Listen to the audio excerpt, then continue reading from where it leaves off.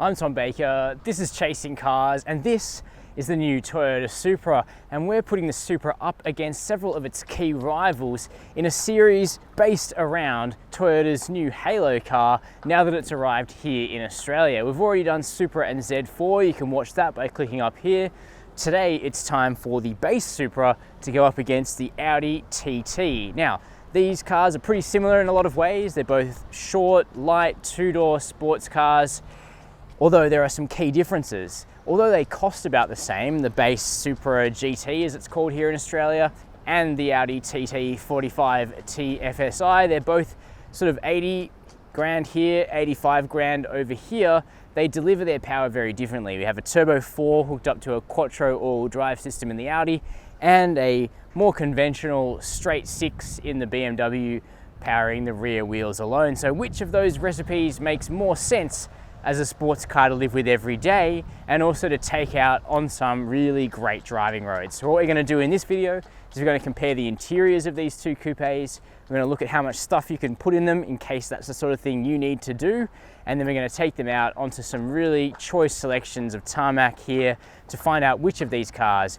is best to drive, and then we'll come to a winner. So we're going to start with the Toyota Supra, a car everybody's been waiting for and a vehicle that's been the source of major controversy since it was announced, because this car borrows heavily from BMW. There's a BMW engine, a BMW gearbox, and lots of BMW bits and pieces in this interior too, including the iDrive infotainment. The steering wheel looks very familiar, all the sort of bits and buttons around the place. A lot of it is lifted from the BMW Z4, with which this car shares a platform. But that said, Toyota have influenced a lot about the Supra. The oily bits, the suspension and the steering, we'll get to that soon, but inside there's also bits of Toyota on show too, namely the trims, the design of the dashboard here with this very lateral kind of air vent, that's very modern Toyota. The seats, they're completely different. I think they're quite comfortable, though the leather on the base car isn't quite as nice as the optional Alcantara on the top spec 95 grand Supra GTS. Plus, Toyota have insisted on a much more thin rim steering wheel here than on the standard BMW Z4, and that works well. But that said, the cockpit is very tight, it's very compact. Big and tall people may not find it all that comfortable, but myself at 6 foot, I think it's okay. And of course, there's no second set of seats in the back. This is a dedicated two-seater. But the infotainment works well. Toyota have designed their own digital gauge cluster that looks very cool. And it's all driven by BMW's tried and tested rotary iDrive controller down here. So to me, it makes a lot of sense and it's quite easy to live with inside. But what can you actually put in it? Let's check out the boot briefly. It's potentially a little more practical than you'd expect. This whole piece here opens up, revealing 290 litres of space, so you can get a couple of soft bags in there, no problem. So as a car to take away for a weekend, it's fine. Fairly easy to close too, but the Audi, as you'd expect for an Audi, is just a touch more practical again. Its hatch is really large and it offers 305 litres of space, so there's not a lot in it, but if you're looking for a sports coupe that can haul stuff as well, you've got a couple of options here. But what about the interior of the Audi TT? Now, this is a car that's been on the market for some time, but I still really love the way this car looks inside, because what Audi did when they came up with this generation of the TT was completely go crazy with the interior design. They integrated all of the infotainment into just one screen in front of the driver, but that's fine because it works really well. Interestingly, you can interact with it through the conventional Audi MMI dial, but most of the control is done through the buttons on this rather Art Deco steering wheel.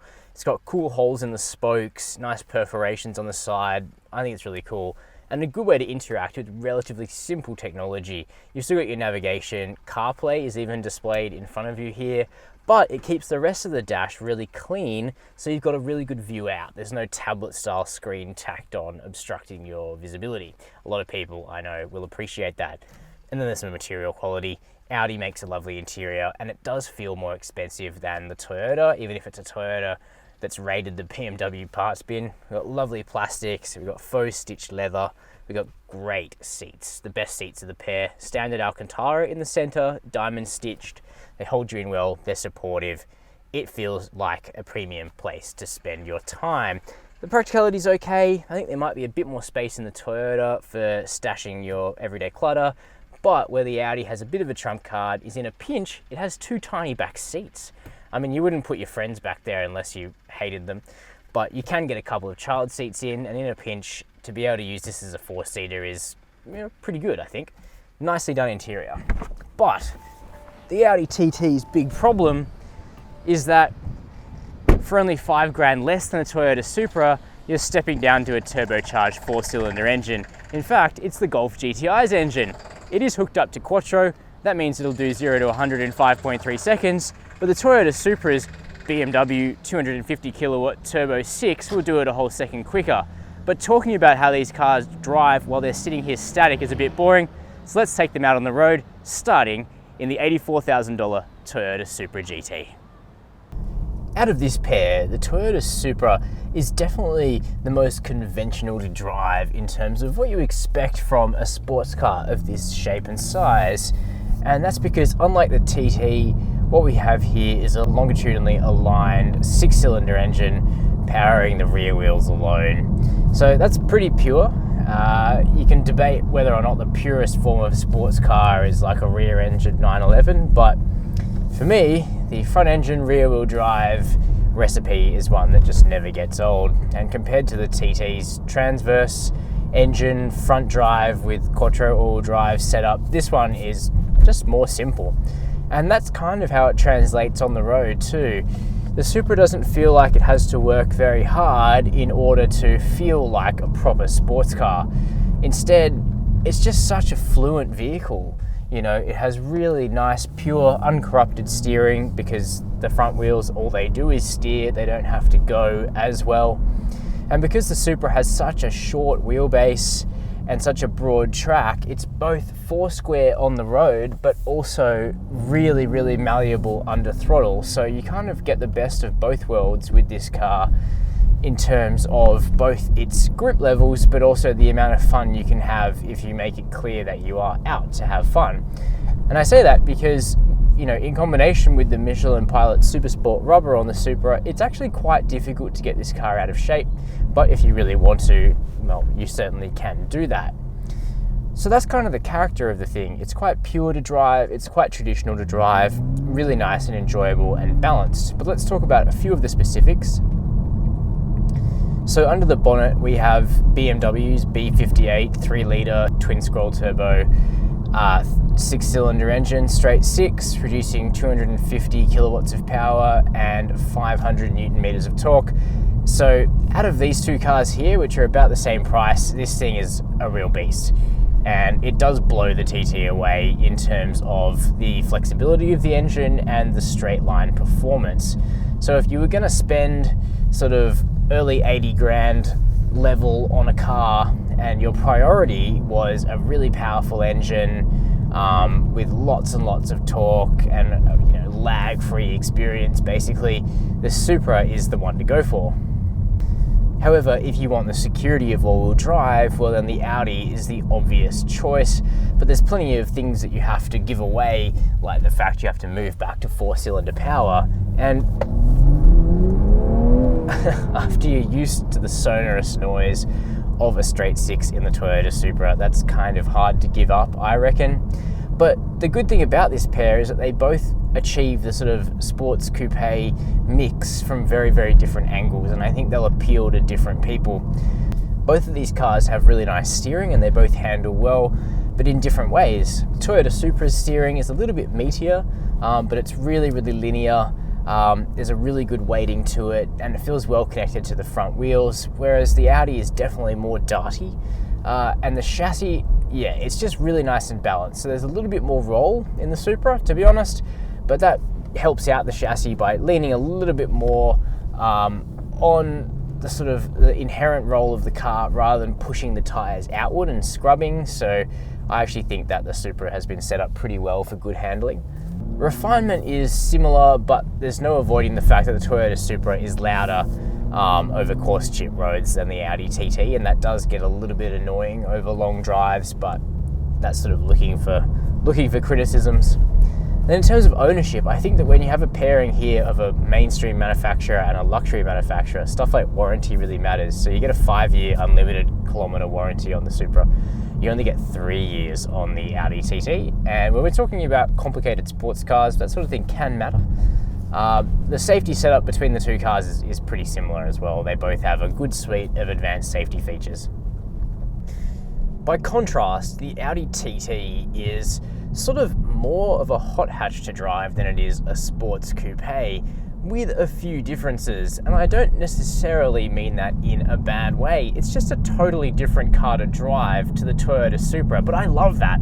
I love the fact that these two cars are visually, or, you know, in terms of body form, they're not that far apart, but the experiences they deliver will suit two completely different people.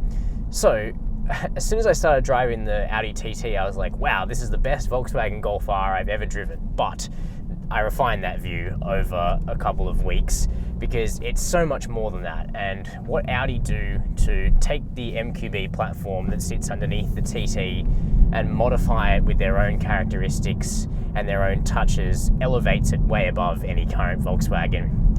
The first of those things is the steering, which is easily the best here. I love the TT's steering. I really like the Toyota Supra's steering too. And if you've watched our comparison of the Supra and the BMW Z4, you'll know how much I gushed about the steering rack in the Toyota Supra. But like anything in life, there are levels of achievement, and the Audi just has gorgeous steering. It's super darty, it's super quick, it's relatively feelsome, and left in its normal weighting, I'm not sure if it's called comfort weighting, I don't think it is, it's great. In sport it's too meaty, same story in the Supra, but if you just leave it alone, it's fine. It's super connected to the front wheels, and the front wheels are only in Bridgestone Potenza rubber, but the TT is the lightest car here by about 80 kilos, so it doesn't actually need super sticky boots. The grip level on offer in the Audi is immense though, and that's not even on throttle. On throttle, it's another story again, because we have Audi's Quattro all-wheel drive system here. It's a Haldex style all-wheel drive system that is front-wheel drive a lot of the time and sends drive to the rear when it needs it. But it's very proactive in doing so, and you can definitely feel a slight amount of rear drive when you're cornering hard in this car. The other Audi touch which I love about the TT is the ride of this vehicle. Put simply, it just rides so well. It's incredibly balanced. It's definitely firm, but it's never ever uncomfortable.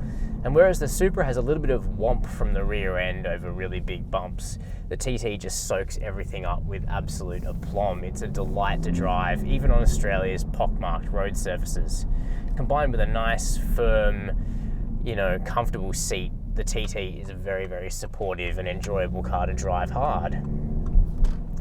But there's also some things about the TT that don't stack up all that well to the Supra. The engine is one of them. So the engine here is a pretty familiar one, the Volkswagen Group E8888 engine, 2-litre turbocharged 4-cylinder.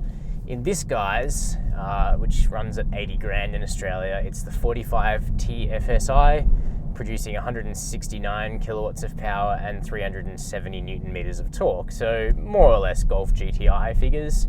In a vehicle that weighs about the same as a Golf GTI, so you kind of get an impression of how quick it is, which is to say not overly quick. Nor does it sound overly inspiring, but you do get some nice sort of crackles from the exhaust. So Audi have taken the exhaust at least and done something interesting with it, which I like. It certainly gets the job done. It's a very usable, very flexible engine with lots of low-down torque. It's just in comparison to the 3-litre straight six in the Toyota, it's a bit of a, well, it doesn't quite stand up, but that said, it's fine. One thing is that the Audi is absolutely quieter and more refined than the Toyota Supra. So if long-distance touring is going to be your jam, this is the car you'll want to be in.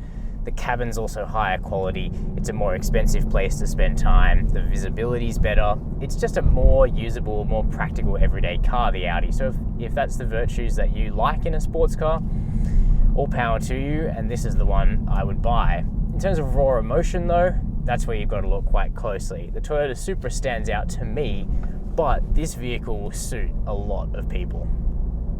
So that's an overview of the Toyota Supra and how it compares with the Audi TT. Personally, I think both of these cars have their virtues. The TT still looks really good, I think. It has that classic Quattro driven security on the road, a nice boosty turbo 4 and a great interior. Plus it's the car that is easiest to live with every day here. But the Toyota Supra really does charm you with its BMW derived straight six engine, the sheer speed of the thing, the great steering, the lovely ride quality, and the fact it's very exclusive still. No one is going to have one. So for me, the Supra does get away with it in this comparison and takes the win, but the TT and its TTS sibling certainly deserve consideration. Now, if you haven't subscribed to Chasing Cars, please do so below the video. Hit that notification bell to never miss one of our full-length Australian video car comparisons. Leave me a comment, let me know who you think should have won. And as always, thanks for watching Chasing Cars.